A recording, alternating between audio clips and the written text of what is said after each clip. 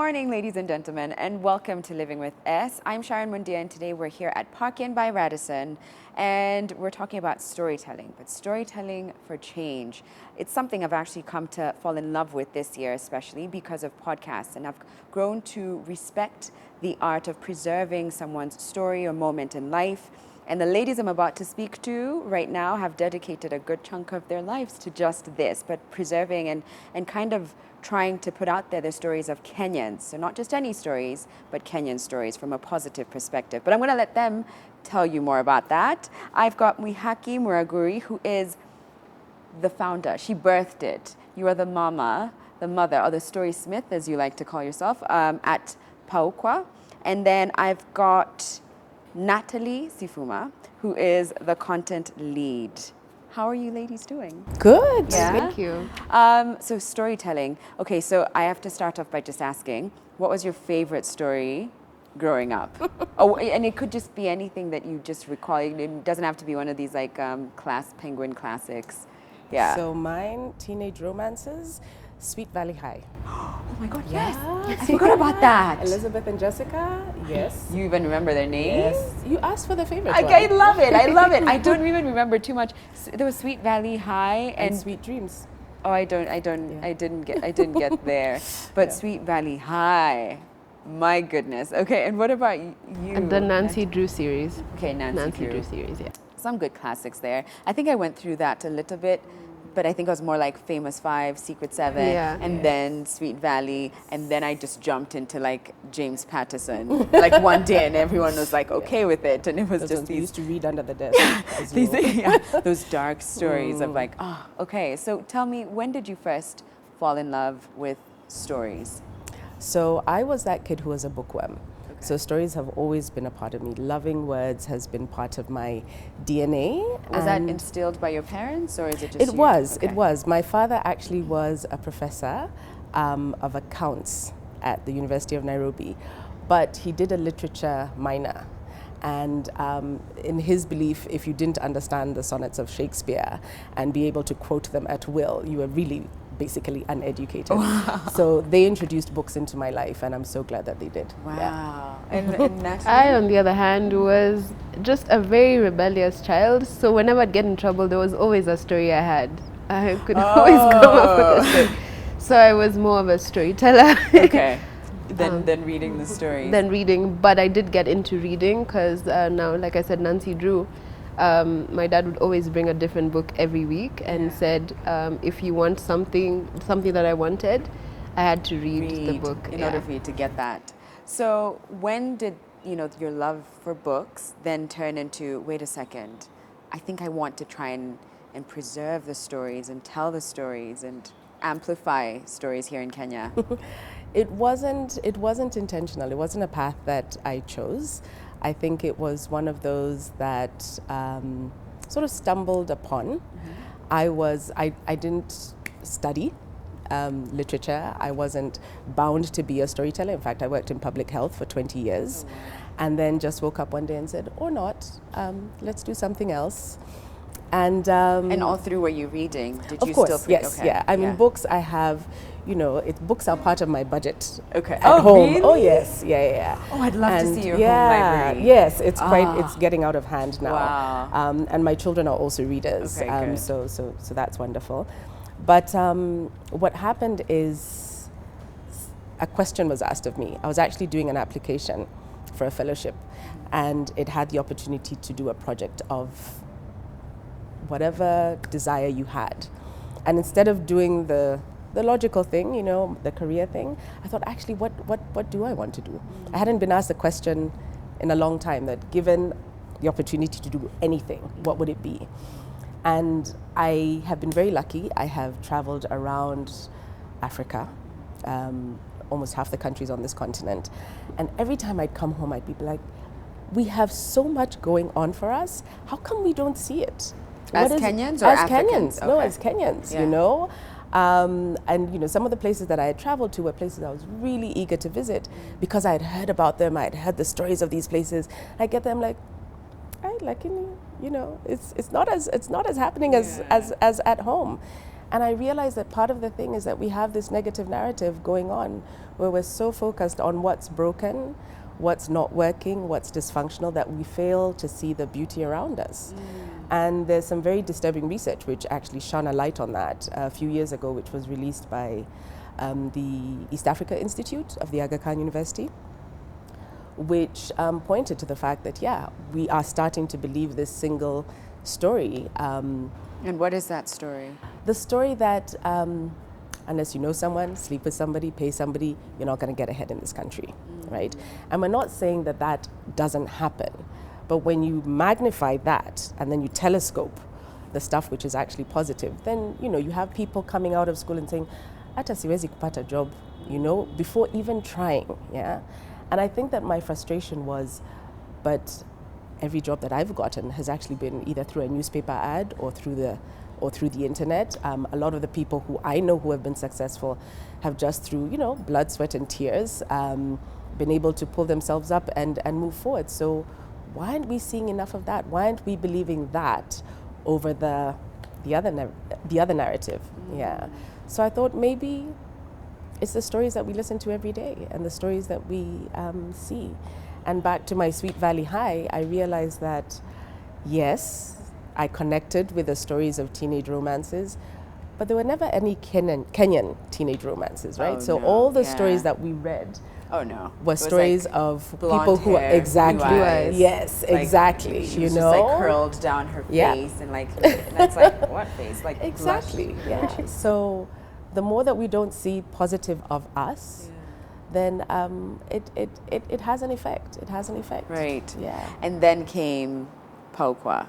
So I was doing this for an application, and by the time I finished the application, I was like, oh my goodness. I was so energized by writing that I said, you know what?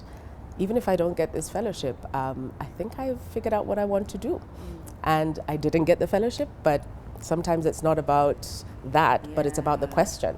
Yeah, so that was in 2015, at the end of 2015, and then I quit my job about 4 or 5 months later and started Paukwa. Yeah. Wow.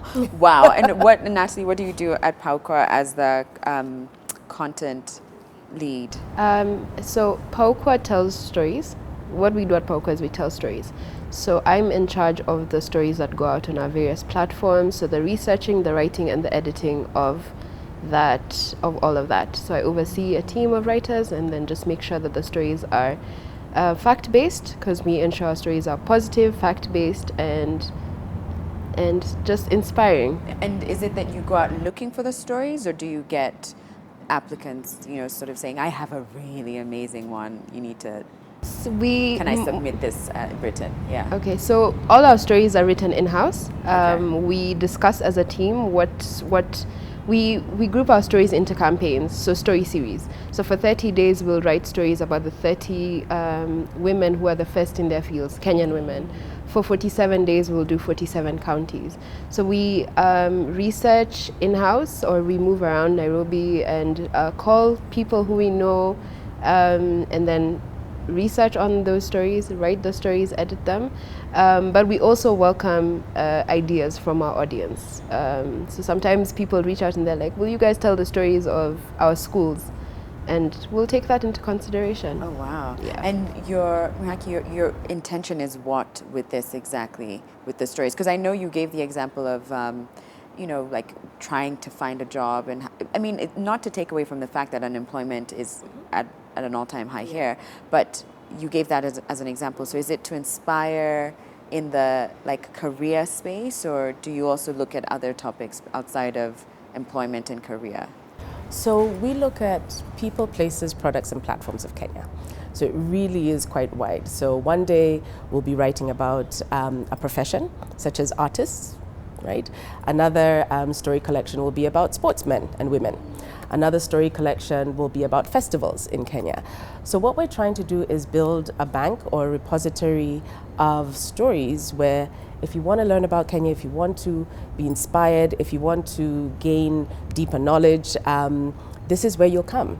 And this is where you will find unapologetically positive stuff. one of the greatest compliments that we've ever received is when somebody told me, I met and she's like, oh my goodness, I love your stories. You've given us back dignity. And I literally had a goosebump moment, because you can imagine what happens if you are a child who only sees yourself as great, as wonderful, as possibility, as hopeful. You know, you want to be like, like Americans who are like, don't you know I'm an American citizen? Or like Nigerians who are like, do you not know I'm a Nigerian? Yeah. It comes with some power. Right. But that comes from somewhere, and it comes from seeing a constant message that I am.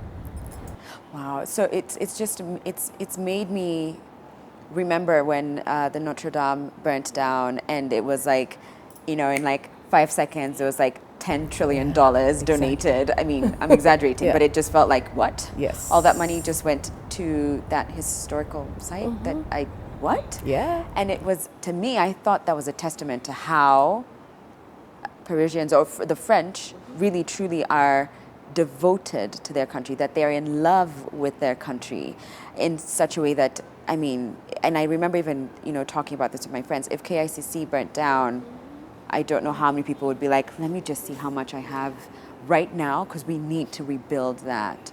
So there's, what you're doing, I think, is so impactful. You're, sort of creating a space for Kenyans to fall back in love with their country. Yes, yeah. And it's usually things that we don't really stop to think about, right? Like we did a campaign on libraries, and people were like, oh, wait, actually, the first time that I went to a library was this. And back in the day, I used to think those Macmillan lions were huge, and I went by them, and kumbe, they're not that big anymore. Right. So it is that thing about falling back in love and finding a reason to connect with your country once again. Yeah. And it's all there. It's just that, like I say, we don't spend enough time with a magnifying glass on it. Right. And again, like you said, a lot of what's amplified is just all that's going wrong, which I think there's space for that. And you even said that. It's important that we call out the people or the things that aren't working for us, that aren't serving us. Yeah. But likewise, it's also important to just take a moment and be like, oh, this is really great. Has it been difficult trying to find these stories?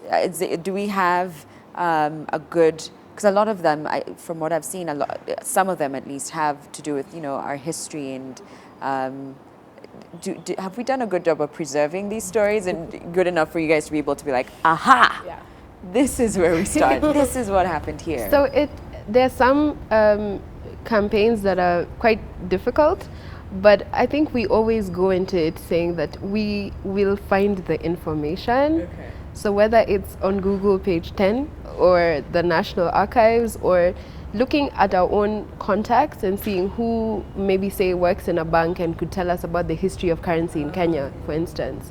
Or who do we know from Nandi County who could tell us about Nandi County. Right. So it's just about just having that positive mindset, I think, also for us as we embark on it. Yeah. And as we go out looking for this information, we don't know also. So when we find this information, it's like, wow, we didn't know this.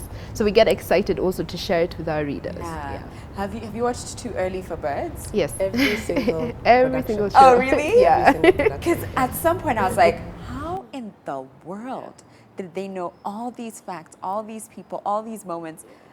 And back then we didn't have Twitter where you could just be like, currently in New York, trying to meet this person about like the tomboy, like it's amazing. is. So a lot of it is actually there. Snowballing contributes a lot. So you'll find one, part of a thread, and then you start pulling it, and then that leads you to a couple of different people. I remember when we were doing Wachezaji, which was all about our sports. Every person who was the first, or every team which was the first one to bring back a medal after 1963 in various sports categories. So we love our runners, but we know that we are more than runners. Yeah, we are judoists. Are they called judoists? We are bodybuilders. We are tennis players. We are sailors. We are swimmers. We are mountaineers. We are Paralympians. Yes, still stuck on that. Exactly. Yes. Yeah. But again, the single narratives can dominate, right? Yeah. And so I remember when we were doing that campaign, and we found one person who was part of the original rugby sevens that went to Dubai and won the first Kenya Gold, right? And he led us to another person and another person and another person. So that happens a lot for us. But I will be honest, and this was something that we found in one of our more recent campaigns around Kenya's earliest schools. The data, which is written and collected, is very good until about 1968, 1970. After that, it kind of falls off.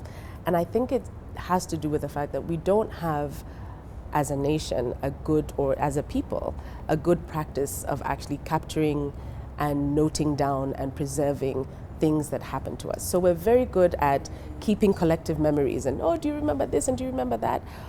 But the repository of information beyond newspapers sometimes is very, very scanty post-1970. Oh, wow, that's really interesting. And very scary at how much we're actually losing. If we lose people now who are passing on, who knew of us in that time, and they go with all the information. Wow. But also that gives us more reason to keep doing what we're doing, because we, like she said earlier, the repository, so that if people think, I want to know about this thing about Kenya, I could go to Paukwa. You know where to start.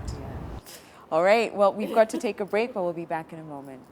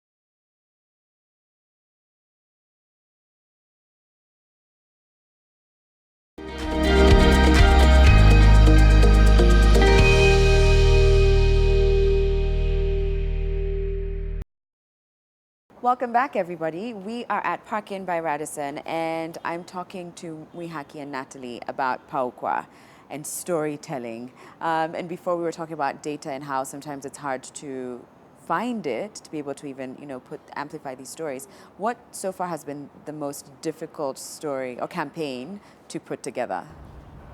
Difficult one. We've done so many.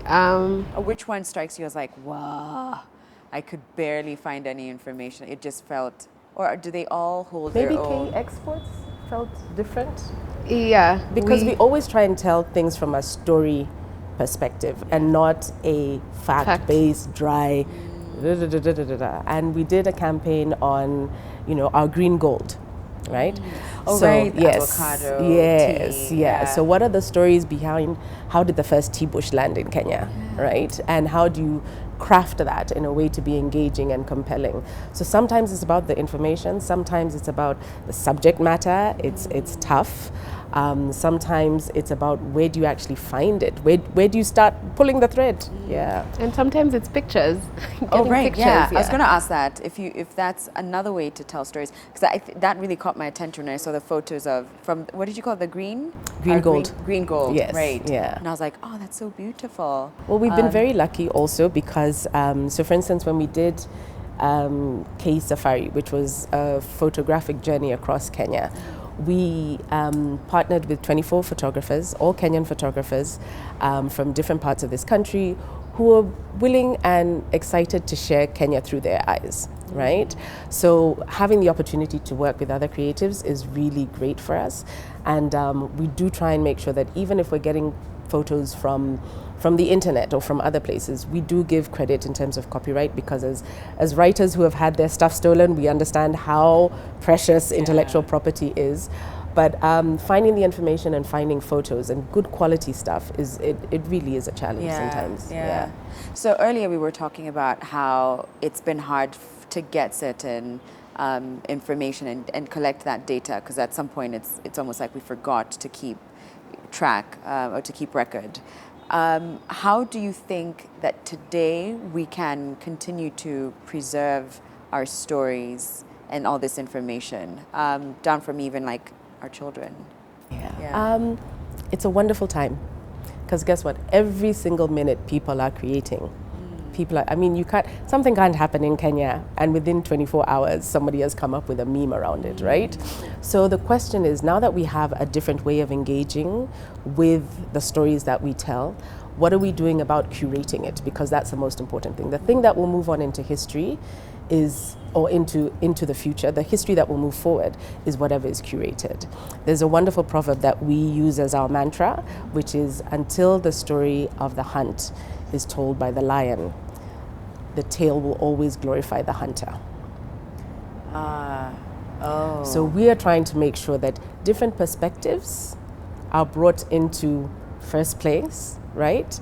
And we're working really, really hard at trying to do that. I should say that we spend a lot of time in the media archives. The Standard and the Nation have fantastic archives which help us triangulate facts, right? And the National Archives as well, and the museums of Kenya. The problem is, where do you actually find it? Yeah? And you need boots on the ground to be able to do that, and time. Oh, wow. Tell me about the alphabet and this. I got a small glimpse of what that is, but I want to hear it from you. What's happening with the alphabet, and what are you trying to change? Okay. Yeah. So we have a new project that we're actually launching this week. It's called #KE Alphabet. And it just came from a point of looking back at the alphabet that we're familiar with, and how in line it is with our Kenyan reality. So we were told A for apple, which is okay. And then F for fox. Like, okay. And then X for xylophone. Right. So here we are challenged with terrible literacy rates for children. And the first thing that you do when you're introducing this new language called Kiingereza is introduce it with foreign objects. So when was the first time that you saw an apple? Or a kite?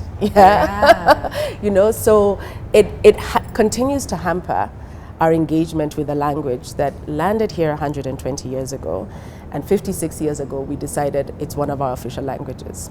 So the question is, why haven't we ever made this version of the alphabet something that's intrinsically ours? And English is a language that is made up of many different languages, right? Banana is Wolof. Traffic is Arabic, right? Ugali is now in the Merriam-Webster dictionary. Oh, is and it? So yes, along with Safari we have even more. Okay. So so our perspective was, if there is a word in our everyday language that requires 2 or more words in order to be described in English, then by default it's contributable to the English language. Yes. Can we do examples of that? So for us, and I have to talk about how this wasn't a single initiative. Okay. So what we did is we said we want to learn from others, and we want this has to be a Kenyan project, right? So we were very lucky to partner with the M-Pesa Foundation Academy, which has children from 47 counties who are boys and girls, which is very unusual in high school, right? Yeah. Most high schools in Kenya, which are national, actually are single sex, right? So we went and we sat with them, with the Form 1 students, and said, so we're going to put you in groups of kids from all over different parts of the country, and you tell us what's a 1, 2, or 3 syllable version of this letter that you can explain to your 5-year-old brother or sister. Yeah, exactly. Because there's a lot of things that we assume. Yeah. And my favorite conversation was this group of 7, 8 students who they were discussing letter G. And there was a girl from Meru who was like, G is for gumboot. And there was a boy from Kwale who was like, I cannot explain what a gumboot is to my brother. Because if you think about it, guys from the coast, a gumboot is not something that, you interact with a gumboot much later in life, right? So so we worked with these kids, and we said that we want to come up with an alphabet which is reflective of our Kenyan selves, our African selves, us as part of the human race, and that also has a citizenship agenda. So K is for Kenya. Oh. Yes. I'm course. not even gonna lie, that was not there. I was like, how are they going to see? I went to kite, and I was like, no, kangaroo. I was like, definitely not. No. Kenyan. Yeah. Be used For for. Boda Boda. Yeah. Of course. Yes. Yeah. And now that's like, even in Lamu where they don't have cars, they have Everywhere, Yes, Wajir. Yeah. Everywhere. Yeah. S is for sun. Sun. You know, our And in the alphabet, what is S for? I mean, in the normal general English. I don't even have an idea. Yes. I don't know either, but sun is, everyone relates to that. Okay. Yeah. And the G that we came up with, which is very familiar in our African context, is a goat. Of course. Yeah. Yeah. Nani hajui mbuzi.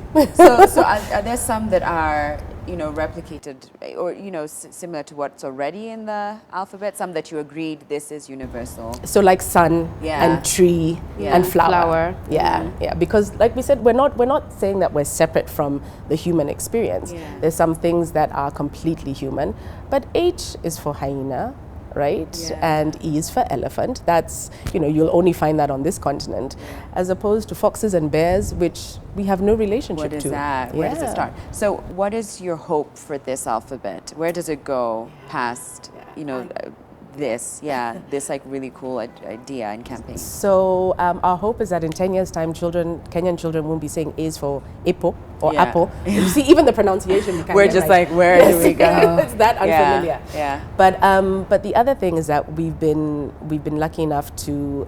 So when we started doing this project and we started engaging with different people, we thought about a second phase, and the second phase is I don't know if you've ever read the Dr. Seuss books.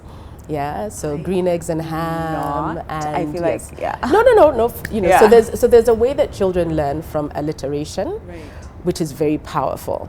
So we came up with a second phase, which is, so for instance, Amina saw the ants go up the avocado tree. Baba Baraka is a boda boda biker, right? And we, with our 26 letters, got names from across the country to embody, again, our Kenyan diversity. Boys, girls, different faiths, different religions, different races, just so that, we start seeding from a very early age, there is nothing like other. We all are meant to be here and we all contribute to this country. Gosh, this is so beautiful. Yeah.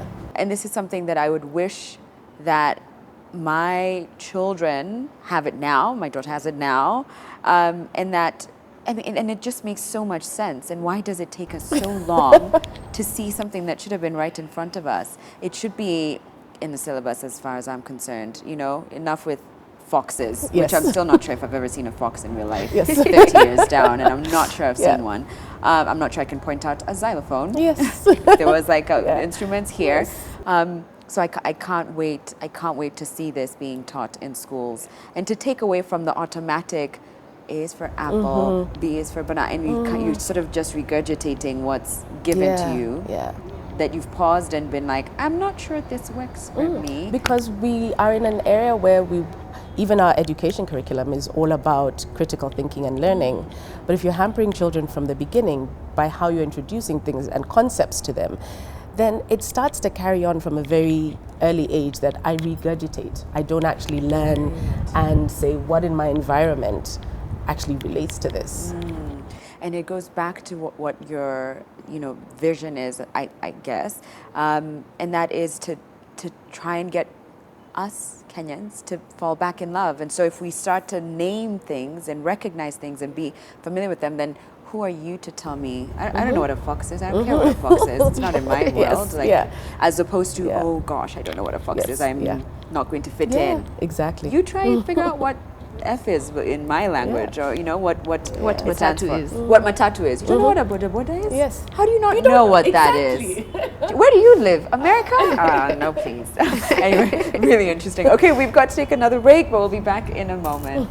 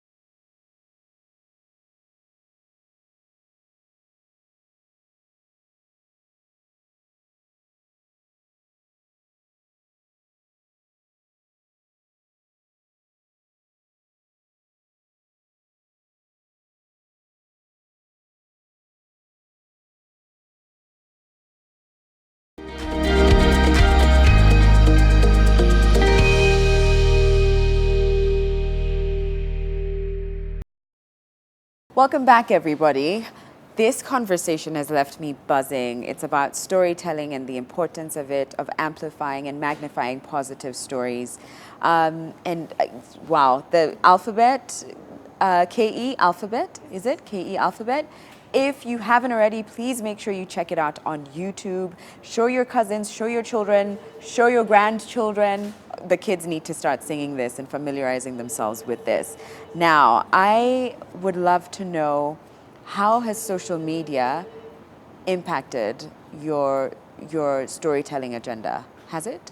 It has. It really has. Our main platform is Facebook. And the good thing with Facebook is that once one person sees it and shares it, their friends and followers see it, see the stories that we've written, and then they share it. So it's, for Facebook has been more of a sharing thing. With Twitter, more of our followers have come from us meeting people at different events. And with Instagram, it's more of still the Facebook people on Instagram. So it's really amplified our visibility.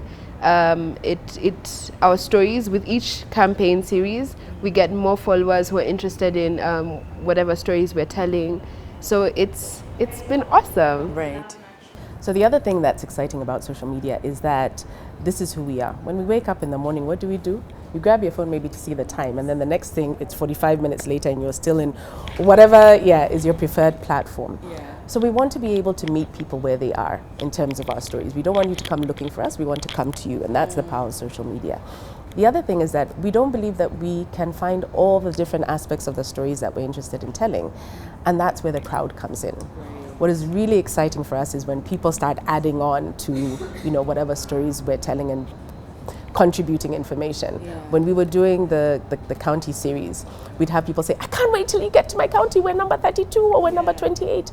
And when we would tell the story of that county, people would say, do you know this and do you know that, and have you heard of this and do you know this, which would help enrich in it. So for us, the storytelling is not just a one way, but it's an opportunity for all of us to collaborate in building all of these positive stories together.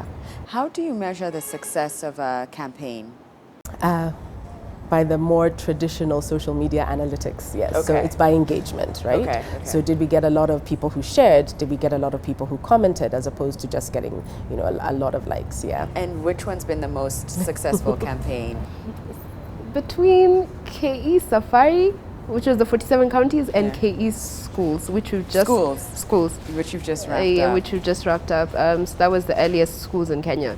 So just the campaigns where people have a chance to just sort of be proud of either where they're from or where they went to school. Yeah. And where do you draw your inspiration to determine what the next campaign will be? We sit as a team and we just, brainstorm, throw ideas onto the whiteboard and say, have we thought about this? Would we want to hear about this? Would we read this story? So unfortunately, our litmus test is always ourselves, because we're always trying to scratch our own itch. Like, are these stories we would get excited about?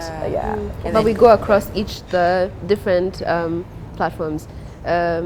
People, places, products. So we just ensure that we rotate around that, so that it's not just people campaigns, but one people campaign and then a place campaign, product. And then you switch it up. It up.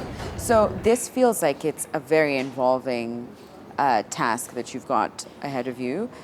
Because I mean, the number of stories, it's just endless. And there's some being created today that I'm sure will be a part of, the campaign tomorrow.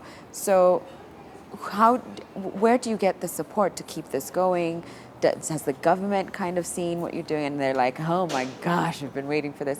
Where do you get support, and where do you wish you would get more support? So this is something we're a company and we self-finance. So that's the main sort of way that we finance the dream, so to speak. What has been interesting is, like I say, getting feedback from people in terms of what they want to see more of. I think that our next avenue is, how do we start integrating these stories with young children so that they grow up in a Kenya which by default for them, their norm is, it is a place of positivity, it is a place of opportunity, it is a place of hope. And so what we're really looking for is areas where we can be impactful in that sense. So whether it's through clubs, whether it's through schools, whether it's through faith-based forums, right? So some people run Sunday school programs, some people run Girl Guides. How do you bring in the stories that we've collected? And we have over 400 stories at this point, right? To sit down and have conversations with kids about this, as opposed to, instead of us talking about Peter and Jane and Snow White and the Seven Dwarfs, let's talk about the beauty of Luanda Magere or Mepoho, the mystic, right? And all the historical heroes that we have, and places in this country where the story doesn't start in 1896, where we talk about our communities way back, yeah? So for us, that's an exciting opportunity. And as a person with institutions, but also for us as the child of bookworms, for me, it's if parents can get on board, right? And say that every single day we're going to have a conversation about these stories, because we drop a story every day. We did a question out to the crowd end of last year and said, what's your Paukwa story? Which is basically, what have you done with the stories that you read? And there was a gentleman and his two 13-year-old boys who do something that they call the wolf pack, which is them hanging out. And apparently they took the Streets of Nairobi campaign, which talked about where do the names of the streets of our capital city actually come from, and who was Ralph Bunch, and who was Aguns Kodek, and Wayaki Way, right? And they walked around the city for an entire day and got to a road, read about the history of that road, and like, okay, on to the next. So people are using it for games, people have used it to explore the city, the country. So for parents to get involved in building this Kenya that we want. Oh, I love that they're taking something that could potentially be a snooze fest, let's be honest, for like young people to be like, oh, Dad, like no one wants to like figure out history, and they've just found a way to make it seem more exciting and lively. I feel like for me, a lot of history besides school, which again, may or may not be a snooze fest, depending on whether you like history. But for me, one of the ways that I was able to interact and just learn a little bit more about history was through the arts and going to some of these like Eric Wainaina plays, and my dad dragging us, and at first we're like, ugh, and then you go and you're like, this is so fascinating. And I love the example that you've given there. I think it can go a long way, especially now that we're in holiday season, okay? And you're spending more time with your kids, you might as well just pick this up. So what is your hope for Paukwa? Where do you see yourselves going in the next 2 weeks, in the next 2 years? What is your vision? So in the next month, we're excited about this first stage of the Kenya alphabet, and we really are hoping, as people are thinking about the holiday and kids going into a new school year, that they'll start embracing that. And like I mentioned, we've gotten support from the Hever Fund to do the second part of the alphabet, which is currently in production, and we're hoping to release before the end of the year. So our hope is that in this December month, you will think Kenyan, right? We did a campaign a year ago, 2 years ago, K Christmas, which is, the 12 days of Christmas. Right. We counted it down Kenyan style. Yeah. So then instead of snowflakes and reindeer, we're talking about Mbuzi and Sunday best, because that was what our Christmas was about. Yeah. So for the Christmas season, enjoy a truly Kenyan Christmas, and question, what are you handing down? And as we go into our future, we hope that we'll have more followers on Paukwa Stories, on all platforms, and on WhatsApp. We have a number because we know Kenyans love WhatsApp, and we share a story which will take you less than 3 minutes to read every single day.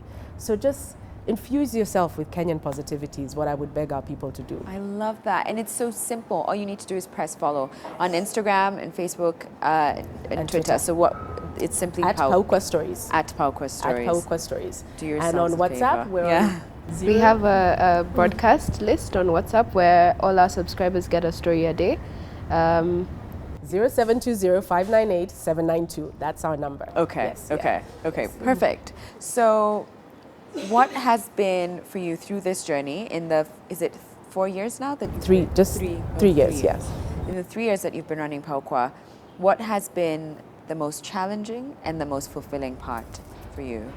The most fulfilling has been whenever I'm somewhere and I happen to mention, I work with an initiative called Paukwa, and I see joy on people's faces, and they come and tell me what our stories have done for them. For me, that's like, it's not just me who's crazy.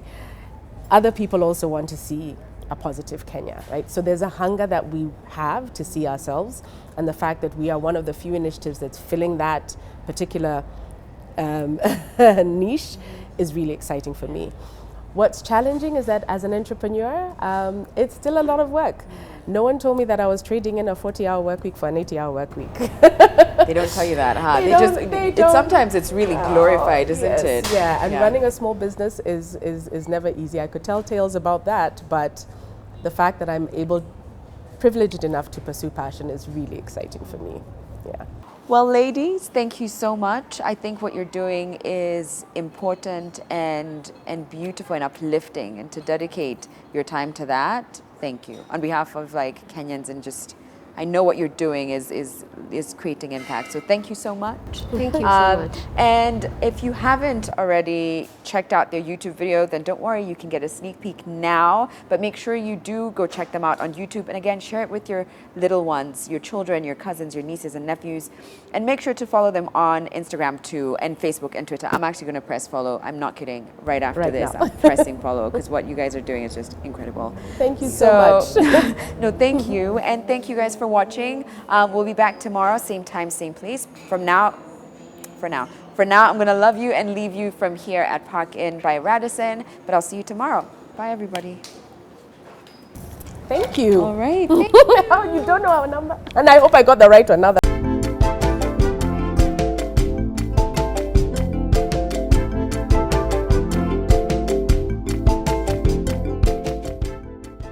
A. Avocado. B. Boda boda. C. Cow. D. Drum. E. Elephant. F. Flower. G. Goat.